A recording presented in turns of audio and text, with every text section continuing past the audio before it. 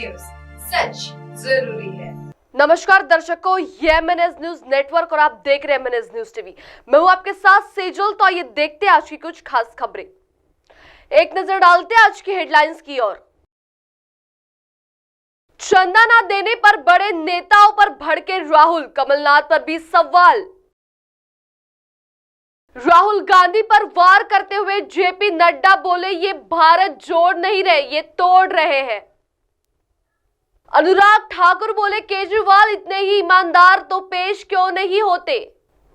आइए देखते हैं खबरें विस्तार से।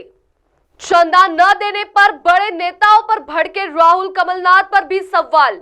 देश की सबसे पुरानी पार्टी कांग्रेस इस समय इस चंदे की कमी से जूझ रही है। पार्टी के पास पर्याप्त फंड नहीं, जिस वजह से चुनावी तैयारियों में भी कई तरह की चुनौतियों का सामना करना पड़ रहा है। इसी वजह से पार्टी ने अपने ही नेताओं से अपील की है कि वे चंदा देना शुरू कर दे, जिससे बीजेपी के सामने पार्टी तैयार कर सके। इसी कड़ी में गुरुवार को कांग्रेस की एक अहम बैठक हुई थी, जिसमें राहुल गांधी द्वारा बड़े नेताओं की क्लास लगाई गई। कुछ मीडिया रिपोर्ट्स के मुताबिक कांग्रेस नेता राहुल गांधी चंदे की कमी की वजह से नाराज चल रहे थे। इसके ऊपर पार्टी के ही कुछ बड़े नेताओं द्वारा चंदा नहीं दिया गया था, जिस वजह से राहुल और ज्यादा बिफर गए। उनकी तरफ से दो टूक का गया कि पार्टी तो मां समान होती है, आप सभी को इस अभियान में बढ़ चढ़कर हिस्सा लेना चाहिए और चंदा देना चाहिए, किसी भी तरह की कंजूसी ना बरते।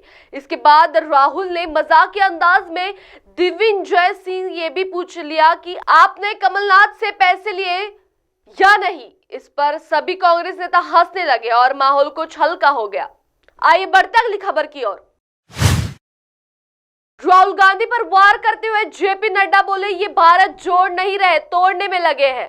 भाजपा के राष्ट्रीय अध्यक्ष जेपी नड्डा आज अपने गृह राज्य हिमाचल प्रदेश के दौरे पर है। सोलन में उन्होंने भव्य रोड शो किया। इसके साथ ही उन्होंने अभिनंदन समारोह को संबोधित भी किया। अपने संबोधन में नड्डा ने मोदी सरकार की उपलब्धियों गिनवाई और विपक्ष पर निशाना भी साधा। नड्डा ने कहा कि झूठ बोलकर राजनीति नहीं चलती है, लोगों को धोखे में रखकर राजनीति नहीं चलती है, लोगों से जुड़ना पड़ता है, उनकी तकदीर बदलना पड़ता है और ये काम हमारे प्रधानमंत्री नरेंद्र मोदी ने किया है। इसीलिए हमें राजस्थान में जीत मिली, मध्य प्रदेश में जीत मिली और छत्तीसगढ़ में भी जीत मिली। उन्होंने साफ तौर पर यह कहा कि मोदी की गारंटी यानी गारंटी पूरी होने की गारंटी है। पीएम गरीब कल्याण अन्न योजना के तहत 80 करोड़ ये अधिक लोगों को हर महीने मुफ्त राशन मिल रहा है। आयुष्मान योजना के तहत 50 करोड़ से अधिक लोगों को हर वर्ष 5 लाख तक का मुफ्त इलाज मिल रहा है। उन्होंने कहा कि ये जो 3 प्रदेश में जीत हुई है और सभी जगहों पर कमल खिल रहा है, ये मोदी जी के प्रति जनता का अटूट विश्वास और भारत की राजनीति के संस्कृति बदलने का कारण हो रहा है। आइए बढ़ते अगली खबर की ओर। अनुराग ठाकुर बोले, केजरीवाल इतने ही ईमानदार है तो पेश क्यों नहीं हो रहे। केंद्रीय मंत्री अनुराग ठाकुर ने गुरुवार को केजरीवाल और आम आदमी पार्टी पर निशाना साधा। उन्होंने कहा कि दिल्ली के मुख्यमंत्री और आप जो ईमानदार के चैंपियन होने का दावा करते हैं, सत्ता में आए हैं, वह अब भ्रष्टाचार को प्रतीक बन चुके हैं। ठाकुर ने यह टिप्पणी मोहल्ला क्लिनिक में पाए गए कथित अनियमितताओं की सीबीआई जांच की सिफारिश की बात की।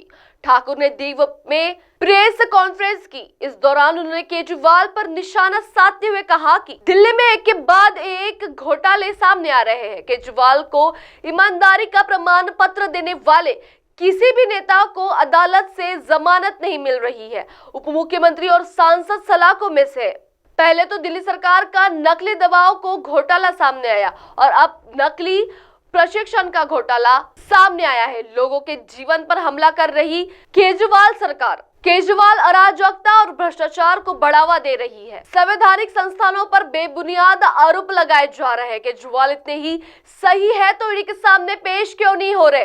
क्या उन्हें किस बात का डर है। ईडी के समक्ष केजरीवाल के पेश नहीं होने पर भाजपा के राष्ट्रीय प्रवक्ता सुधांशु त्रिवेदी ने कहा कि इसका सीधा अर्थ है शराब घोटाले में उनकी संलिप्तता है। अब आप हमारे चैनल को आपके मोबाइल पर भी देख सकते हैं। मोबाइल ऐप पर देखने के लिए प्ले स्टोर से MNS न्यूज टीवी ऐप से डाउनलोड करें। Insta, hike, Twitter, cook, Facebook और कई सोशल मीडिया प्लेटफॉर्म पर हमारा चैनल उपलब्ध है। आप इसे यूट्यूब पर भी देख सकते हैं, आप इसे लाइव भी देख सकते हैं www.mnsnewstv.com पर। अब वक्त हो चला है दर्शकों ब्रेक का। ब्रेक से लौटने के बाद देखिएगा देश और दुनिया की तमाम बड़ी खबरें। बने रहिए MNS न्यूज टीवी पर। नमस्कार।